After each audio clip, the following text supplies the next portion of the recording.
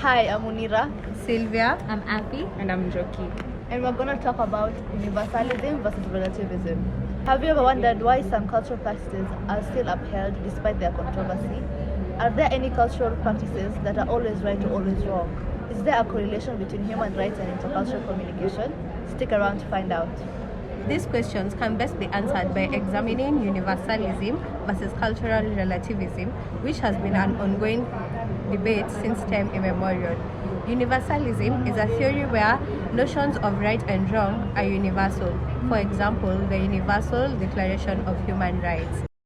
Diverse cultural practices can be viewed and judged according to universal standards. That is, they are either right or wrong. Universalists believe that human rights and freedoms are inherent in nature and there should be a set of ethical principles that are acceptable by all cultures. Universality is challenged when there is ambiguity in generally what is accepted as wrong and right. For example, when cultures engage in practices that members of the greater society deem to be wrong. Immanuel Kant believed in the universality of moral laws. He's well known for categorical imperative, which states that people should act only on maxims that apply universally to all individuals. So, some practical cultural examples we're going to look at to better understand the universalists are Indian sati, female genital mutilation, and child marriages.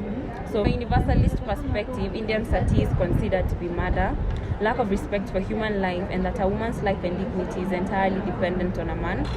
Female genital mutilation, on the other hand, is considered to be an invasive procedure that affects both a woman's reproductive and mental health. It also violates women's freedoms and dignity. Child marriages are also considered to be a denial of children's childhood. On the other hand, there's cultural relativism, which holds the notion that cultural behavior can only be judged and understood within the cultural context in which it occurs.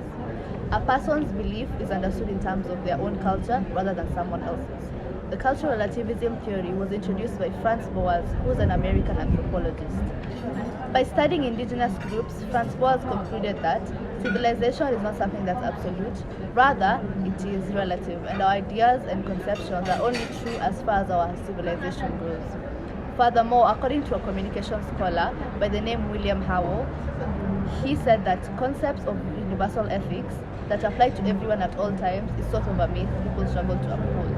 Meaning, the environment, the situation, and even the timing of an interaction can all affect the way ethical standards are applied. Another thing about cultural relativism is that it's an attempt to avoid ethnocentrism, as one refrains from judging another culture solely by their values and standards of their own personal culture. The two aspects of cultural relativism are everyone is equally entitled to respect, and the second one, respect entails respect for one's culture, as culture is seen as part of the person's identity. Going back to our examples, the Indian sati ritual, through the Indian lens, the destiny of married women are believed to lay in committing their lives to their husband even after death. FGM is seen as a rite of passage of a girl to womanhood. If this ritual is not performed, it causes shame unto the girl and her family. Childhood marriages are seen as a way of protecting young girls from sexual encounters with numerous men who would be taking advantage of her.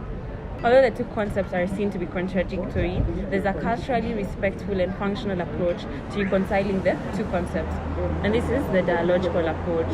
A dialogical approach is basically the use of dialogue between individuals and their communities to ensure open communication regarding certain cultural aspects. This should be incorporated across all communities.